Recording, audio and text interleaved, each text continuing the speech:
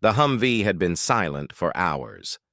Sergeant First Class Marcus Rock Riley checked his watch for the third time in 10 minutes. 5:45. The sun would be up soon, painting the rugged Afghanistan landscape in shades of orange and brown, and with it would come the heat, the dust, and the danger. His team of 8 Navy SEALs sat crammed into the vehicle with him, their faces painted, their eyes heavy with the particular exhaustion that comes from operating on zero sleep and high alert for days on end. The newest addition to their team sat wedged between 2 massive operators near the rear, a canvas medical bag clutched in her lap. Lieutenant Commander Sarah Jenkins, though no one called her that. To them, and she was just the medic, a last-minute replacement foisted on them by command after their usual corpsman came down with a severe case of appendicitis back at Bagram. Rock studied her from the corner of his eye. Small frame. Quiet. She hadn't said more than 10 words since they'd loaded up. Her eyes moved constantly, scanning, cataloging. But to Rock, it looked like nerves. He'd seen it before. Some support personnel talked a big game back on the FOB, but out here in the real shit, they folded. "You ever been outside the wire, Doc?" Jonesy asked from across the vehicle, a smirk playing on his lips. At 6'4" and 220 pounds of muscle, Jonesy enjoyed making newcomers squirm. The woman, Sarah, met his gaze without flinching. "Yes." "That's it? Just yes?" Jonesy leaned forward, the vehicle bouncing over rough terrain. "Where? Kandahar? Fallujah? Wait, don't tell me you did a rotation at the Green Zone clinic patching up paper cuts and upset stomachs." A few of the guys chuckled. Sarah said nothing, simply turned her attention back to the landscape passing outside her small window. "Easy, Jonesy," Rock muttered, though he made no real effort to defend her. He had his own reservations. When command had radioed down that their replacement medic was female, he'd felt his stomach drop. Not because he had anything against women in the military. He'd served alongside plenty of talented female soldiers. But this was different. This was a direct action mission with a high probability of contact, and he didn't have time to babysit someone who might freeze when the rounds started flying. The Humvee lurched to a stop, and the lead vehicle had halted at the base of a steep ridgeline. From here, they'd move on foot. "All right, listen up."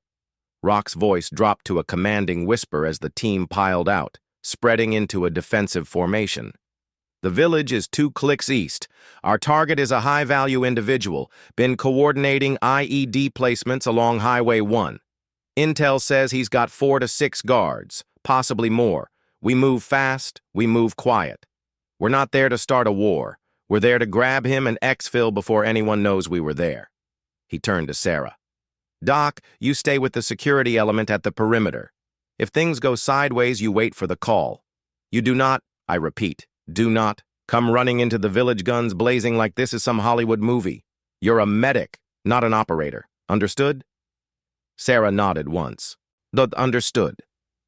Something in her voice caught Rock's attention. A flatness. A lack of the nervous energy he'd expected. But he shook it off and signaled the team forward. They moved through the wadi, a dry riverbed that snaked toward the village like a natural trench. The sun had fully risen now, and the temperature climbed steadily. Rock wiped sweat from his brow, his M4 held tight against his shoulder, eyes scanning the ridges above. The village appeared ahead, a collection of mud brick compounds clustered around a central well. Children played in the dirt. Women carried water. Everything looked normal. Too normal. "Something's off," Rock murmured into his radio. "Agreed," came the voice of his second-in-command, Mike Preacher Tolson, from his overwatch position on the ridge. "I've got eyes on the target compound. No guards visible. And that's not right." Before Rock could respond, the world exploded. The first round was a rocket-propelled grenade that screamed over their heads and impacted the hillside behind them with a thunderous crack. Then the small arms fire started, from everywhere. Windows that had seemed empty suddenly bristled with rifle barrels. Rooftops that had been deserted now housed masked fighters. The village had been a trap, and they'd walked right into it. "Contact front! Contact right! Take cover!" Rock dove behind a large boulder as rounds chewed into the dirt around him. His team scattered, returning fire, the sharp crack of M4s mixing with the distinctive chatter of AK-47s. On the ridge, Preacher opened up with his sniper rifle, dropping 2 gunmen in quick succession. But there were too many. They were coming from all sides. They're moving with the practiced coordination of trained fighters, not the haphazard shooting of amateurs. Rock's radio crackled with panicked voices. "Man down! I need a medic! Jonesy's hit!" Rock's blood ran cold. Jonesy. The big man who'd been teasing the medic just hours ago now lay crumpled in the dirt 20 meters from cover, blood spreading across his chest in a dark stain. "Covering fire!" Rock screamed, emptying a magazine toward the enemy positions. But the fire was too intense. Anyone who moved toward Jonesy would be cut down instantly. Then a figure moved past him, low and fast, hugging the ground in a combat crawl that was textbook perfect. It was Sarah. "What the hell are you doing?" Rock grabbed for her, but she was already gone. Weaving through the hailstorm of bullets with an almost preternatural awareness of where the rounds were landing. She moved like water flowing downhill, never pausing, never hesitating. Rock watched in disbelief as she reached Jonesy's prone form, rolling him onto his side, her hands moving across his body with practiced efficiency. She pulled a trauma shears from her kit and cut away his vest, revealing the wound, a sucking chest wound, bubbling with each labored breath. She worked fast, sealing the wound with an occlusive dressing, checking for exit wounds, starting an IV, all while rounds impacted mere feet away. At one point, a bullet struck so close it kicked dirt into her face, and she didn't even flinch. On the ridge, Preacher saw what was happening. He adjusted his scope, found the shooter who'd fired that round, and put a bullet through his skull. "Get her out of there!" he screamed into the radio. "She's a sitting duck!" But Sarah had no intention of leaving. She had Jonesy stabilized for the moment, but he needed evacuation, and fast. She dragged him toward the nearest cover, a low stone wall, using her own body as a shield, her small frame somehow finding the strength to move a man nearly twice her size. "Cover her! Everyone! Cover her!" Rock was on his feet now, moving forward with his team, laying down suppressing fire so intense that the enemy fighters momentarily ducked behind their walls. Sarah reached the wall and collapsed behind it, Jonesy beside her. She was breathing hard, her face streaked with sweat and dirt, but her hands were steady as she continued working, checking his airway, monitoring his pulse.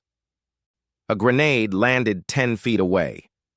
Rock saw it spin through the air, saw the distinctive shape of a Russian-made F-1, and his heart stopped. There was no time to react, no time to shout a warning. Sarah saw it too. In that split second, she made a calculation that would haunt the dreams of every SEAL who witnessed it. She threw herself over Jonesy's body, covering him completely, her back to the explosion. The grenade detonated with a deafening roar. Rock felt the pressure wave wash over him, felt shrapnel ping off the wall beside him. For a terrible moment, everything was dust and smoke and ringing silence. Then, through the haze, he saw movement. Sarah was pushing herself up, shaking her head, blood trickling from a cut on her cheek, where a piece of shrapnel had grazed her. She looked at Jonesy, still alive, and still breathing, and resumed her work as if nothing had happened. "Medic!" Another voice, another cry. "Preacher's hit!" Sarah's head snapped up. Preacher, the sniper on the ridge. If he was down, they'd lost their eyes, lost their best defensive position. She made a decision. "Sergeant Riley, I need 2 men to carry Jonesy to the rally point, now!" Rock stared at her. She was giving him orders, and damn it, she was right. "Miller, Tanaka, get Jonesy out of here, everyone else with me, we're getting Preacher!" The team moved, and Sarah moved with them, her small form somehow always at the front, always where the fire was hottest. They fought their way up the ridge, clearing fighting positions, dropping enemy fighters with controlled bursts. Sarah fired her M4 when she had to. Then Rock noticed something that made his eyes widen. She shot like she'd been doing it her whole life, controlled, accurate, no wasted motion. They found Preacher in a shallow depression near his sniper position. A round had caught him in the thigh, severing his femoral artery. He was bleeding out, his face pale, his eyes already starting to glaze. Sarah dropped beside him, her hands finding the wound instantly. She applied a tourniquet with movements so fast they were almost a blur. Then pulled a hemostatic agent from her kit and packed the wound. "Stay with me," she said, her voice calm, almost soothing. "You're going to be fine. Just stay with me." Preacher's eyes focused on her face. Didn't think you'd make it up here," he gasped. "Shut up and let me work." But there was a hint of a smile in her voice. Below them, the village still crackled with gunfire, but the intensity was fading. The enemy, seeing their ambush falling apart, their fighters dropping one by one to the deadly accurate fire from the ridge, began to melt away. Rock dropped beside Sarah, breathing hard. "How is he?" "I've stopped the bleeding. He needs surgery and fast, but he'll make it as long as we get him out in the next 20 minutes. 20 minutes. The extraction point was 30 minutes away, through terrain that was still hot with enemy fighters. "We'll never make it," Rock said, the words bitter in his mouth. Sarah looked at him, and for the first time, he saw something other than calm professionalism in her eyes. He saw fire. "Yes, we will." She stood, ignoring the sporadic rounds still cracking overhead, and keyed her radio on a frequency Rock didn't recognize. "Bravo 6, this is Whiskey 29er. I have 4 urgent surgical and need immediate dust-off at Grid Sierra Kilo 79er. Be advised, Hot LZ, need armed escort." A pause, then a voice crackled back, tight and professional. "Copy, Whiskey 29er. Apache flight is 2 minutes out. Dust-off is 5 behind them. Hold tight." Rock stared. Who the hell was that? But Sarah was already moving, dragging Preacher toward a flatter piece of ground, preparing a landing zone. 2 minutes later, the sky filled with the thunder of rotors as 2 AH-64 Apache attack helicopters screamed over the ridge, their chain guns opening up on the remaining enemy positions with devastating effect. The ground shook with the impact of Hellfire missiles. The village below erupted in secondary explosions as ammunition caches detonated. And then, through the smoke and dust, a Black Hawk appeared, dropping fast toward their position, door gunners laying down suppressing fire.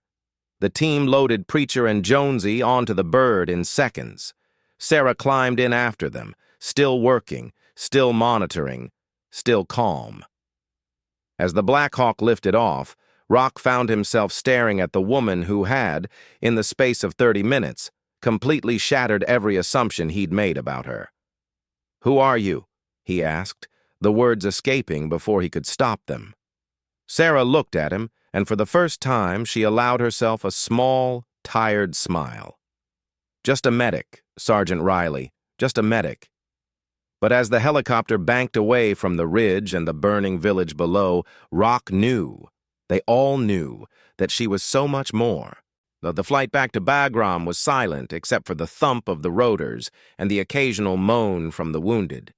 Sarah worked tirelessly, checking vitals, adjusting dressings, starting blood transfusions from the supplies on board.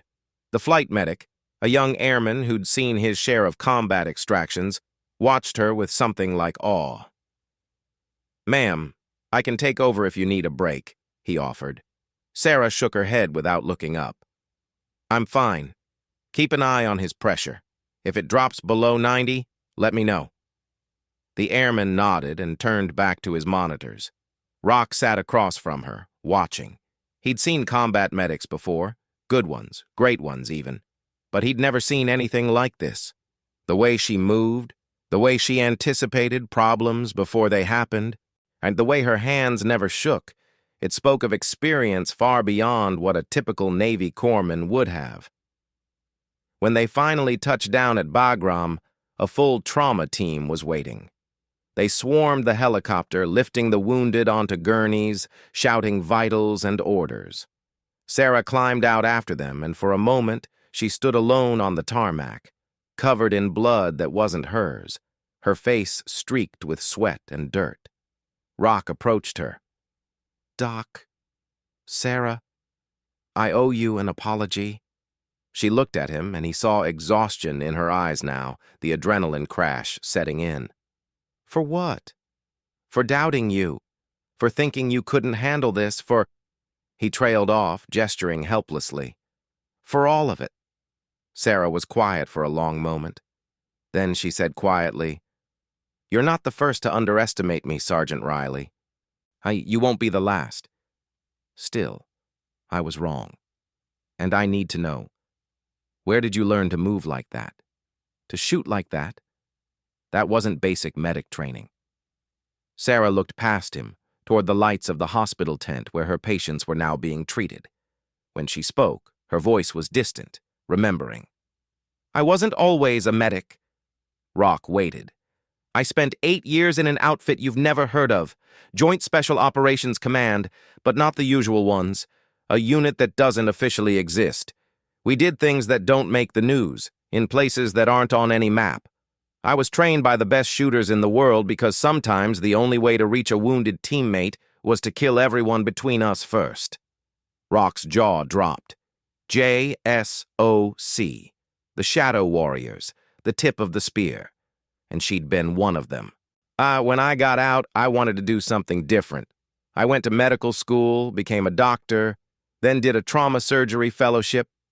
But the military wasn't done with me, apparently. They called me back for this deployment, a training and advisory role, they said. But when your corpsman went down, they needed a warm body, and I was available. "A doctor," Rock repeated. "You're a doctor, a surgeon."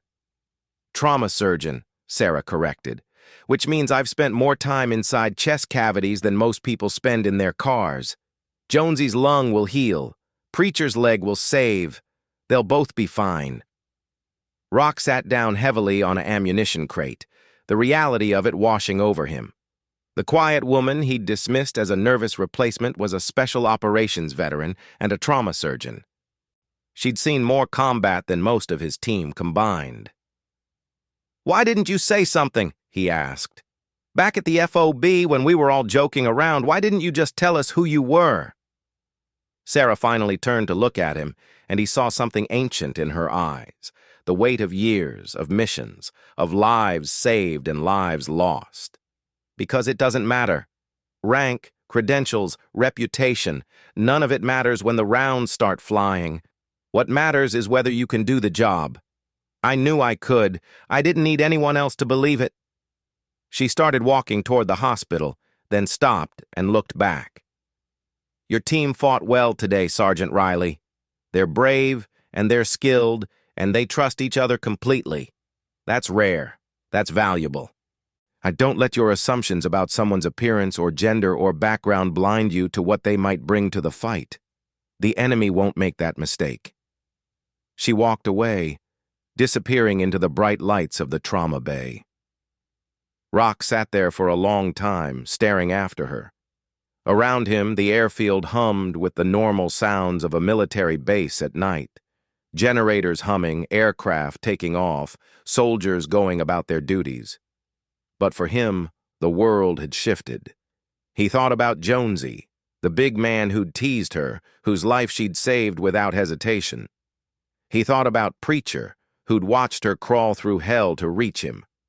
He thought about the grenade and how she'd used her own body to shield a man she'd known for less than 24 hours. And he thought about what she'd said. Don't let your assumptions blind you." He pulled out his radio and keyed the command frequency. "This is Riley. I need a favor. Run a background check on Lieutenant Commander Sarah Jenkins. Full clearance. I want to know everything." There was a pause. "Sir, that's going to require authorization from—" "I'll get you the authorization. Just be ready to run it." He clicked off and looked toward the hospital one more time. Somewhere in there, a trauma surgeon who used to be a shadow operator was saving his men's lives. And he had a feeling that when the full picture emerged, it would be even more remarkable than he imagined. 3 days later, Rock stood outside Sarah's quarters at Bagram, a manila envelope clutched in his hand. The report had come back, and it was everything he'd expected and more. Lieutenant Commander Sarah Jenkins, M.D., Half A.C.S.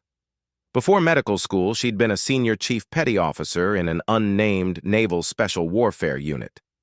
Her service record was so heavily redacted that most of it was black ink, but what remained was astonishing. Multiple deployments, numerous commendations, fluent in 5 languages, trained in halo jumps, combat diving, close quarters battle, and a single line buried deep in the file. Cross-trained as an independent duty corpsman, Special Operations Combat Medic Course, honor graduate. She'd been a medic long before she was a doctor. She'd been an operator long before she was a medic. The woman he'd dismissed as support personnel had more combat experience than anyone on his team, except perhaps himself. He knocked on the door. It opened to reveal Sarah in civilian clothes, jeans and a t-shirt, her hair down, but looking nothing like the blood-soaked warrior he'd seen on the ridge. She looked, for all the world, like a normal woman in her 30s. "Sergeant Riley." No surprise in her voice. She'd probably known he'd come. "I brought you something." He held out the envelope. "My mea culpa, I guess. I read your file." Sarah took the envelope, but didn't open it.